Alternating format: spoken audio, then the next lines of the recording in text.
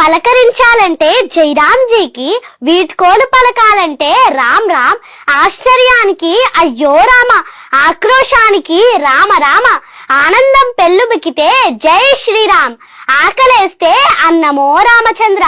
వ్రాయడం ప్రారంభించే ముందు శ్రీరామ నీవే కలవు, ఏ రక్ష లేకపోతే శ్రీరామ రక్ష.